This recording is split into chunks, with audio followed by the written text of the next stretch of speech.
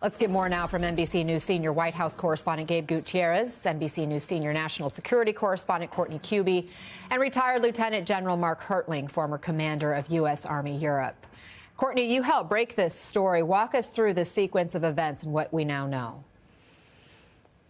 Yeah, so one of the big questions that we've had ever since the very first Signal chat was exposed by The Atlantic several weeks ago was exactly whether this information was classified. Look, people like, I don't want to put words in General Hertling's mouth, but somebody who has been at the tip of the spear during missions and operations can tell you that specific information about an imminent operation, especially one that has already been ordered to go, would be considered classified, and oftentimes at some of the highest levels of classification in the United States military.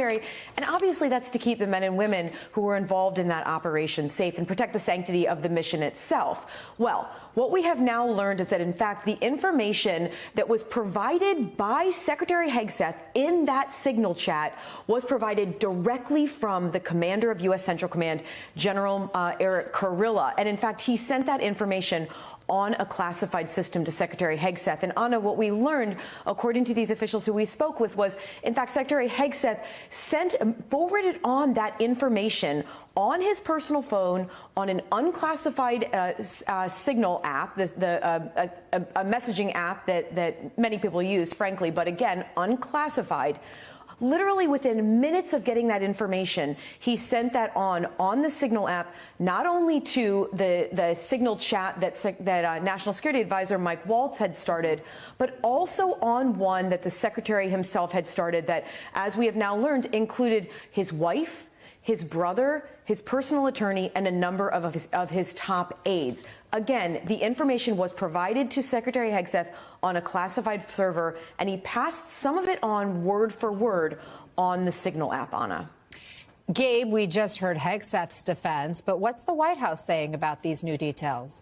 Hi there, Anna. Well, the White House hasn't responded specifically to these new details that just came out this morning in Courtney's reporting. However, what we have been hearing from the White House repeatedly is that they think this is a non-story. They keep calling it an old story, old news, and a hoax, as the White House officials have described it, and President Trump did so yesterday. Now, this all comes on as the White House really tries to move on from this controversy. The White House officials I've spoken with insist that the president remains that he's still standing by his Secretary of Defense. He said so as much publicly, and right now we have no indication he's backing off of any of that. Now, during his interview this morning, Secretary Hegseth once again seemed to be playing to an audience of one. He referred to the president as, quote, superhuman, basically comparing what he's going through now to some of the attacks that he feels that the president has undergone as well. So far from the White House, this does not appear to be shaking their confidence in the Secretary of Defense, despite all this controversy, and despite one member of the Republican Party, Don Bacon of Nebraska, coming out and really questioning Hegseth's leadership on it. Courtney, what about the rank and file? Because you have these new details kind of reigniting this Signal controversy. There have been recent leaks, new firings. Is there a sense of dysfunction behind the scenes at the Pentagon right now? Yeah, another one of the talking points we keep hearing from Secretary Hegseth and many around him, and even frankly as high up as the president, is that morale remains high in the military. The reality is, Anna, I've not seen any actual metrics or stats that prove that to be the case. About once or twice every year or so, the military will do these surveys where they'll talk about things like morale, but candidly, if there's one that's existed that specifically is talking about this issue and that's testing the morale in the military, it's not something that's been made public. One of the things that I keep hearing after the first Signal chat, but really specifically after this most recent one, which again, Secretary Hegseth created this Signal himself, and he is the one who added the people to it.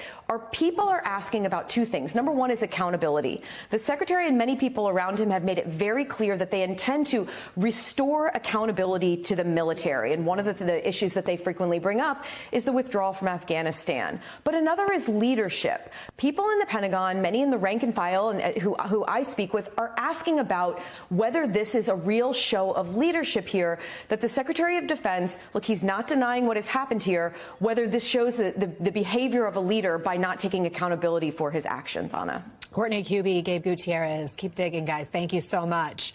So, General Hertling, if details about a strike that you just sent over a secure system were then blasted out on someone's personal phone, what would you expect to happen? What would be your immediate concerns? Well, I would look for an investigation immediately, Anna, and that's something that I think both the Pentagon and the National Security Council has pushed back on. They say they're going to do an investigation, and that Mike Waltz, the National Security Advisor, was going to be the one that really focused on it. I haven't seen that yet. And there continues to be, as Courtney just said, continued refutes of whatever happened. And no, we didn't do anything. We didn't have any classified information. Anna, I'm telling you, looking at what was on the device, that was sensitive information that affected targeting and a process by the U.S. military. And, you know, the news that came out this morning of it being transferred from what's called a SIPR computer, more than likely, Secret Internet Protocol Router. It's a type of computer that every single person that has any kind of access to classified information has on their desk, along with a regular computer that has unclassified stuff on it. On those SIPR computers, there are no access panels. So in other words, you can't put a stick into it or you can't copy it onto another computer. It's impossible to get into that computer. So when you're transferring that kind of information, I can conceive of how it was done. Whoever transferred it picked up their cell phone, went to the Signal app, looked at their screen on the SIPRnet, and then used just the voice data on the Signals app and basically say what was on that SIPR message, the secret classified message. Does it have a classified stamp on it? Confidential, secret, top secret? No, it does not. When it's on the net, it certainly does because it's part of a secret system. But when it goes on the Signals app, just the transfer by voice or taking a photo and pasting it on SIPR or on the Signals app would really condemn whoever does it of passing classified information. The other thing that I'd say is there's all the commentary about who it was passed to and whether it was classified or not. I'm going to go back to one important point. It was Signals. It was an unclassified system that you're passing this information on, and everyone in the Pentagon has been told, don't use Signals app. It's unclassified and it can be hacked. And anyone that knows the use of computer when they go overseas or when they're communicating knows that there are systems within different governments, the Russian, the Chinese, the Iranians, that can certainly hack into these systems. And we had been told that the Secretary of Defense was warned about sharing any sensitive information over unclassified systems. You talk about this computer that is used to pass secure information. Clearly, there are ways to pass information along in real time without having to rely on a Signal app. Congressman Don Bacon, we heard Gabe mention, retired Air Force general. He's now the first Republican to break ranks on all this. He called it unacceptable. He says Hegseth is, quote, acting like he's above the law and that it shows an amateur person. Are you surprised more veterans in Congress, especially on the GOP side, haven't condemned this? Well, I know Representative Bacon. He was a brigadier general in Iraq when I was there commanding a division.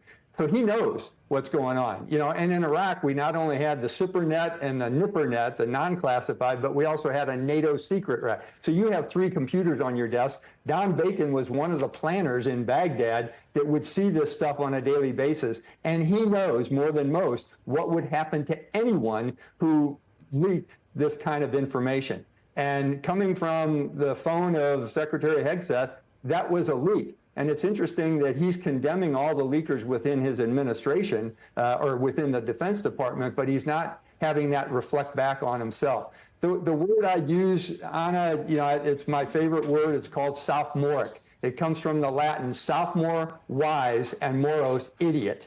So you know enough to understand, you know enough to comprehend what's happening, but you really don't understand the implications of it. And that seems to be what Secretary Hegseth is doing right now. And the Wall Street Journal editorial board said something similar, calling it a mess at the Pentagon, writing the staff infighting, dismissals, leaks over Signal app chats look to be the self-inflicted mistakes of a management neophyte. You think these are rookie mistakes that Secretary Hegseth maybe could grow into the job after all this?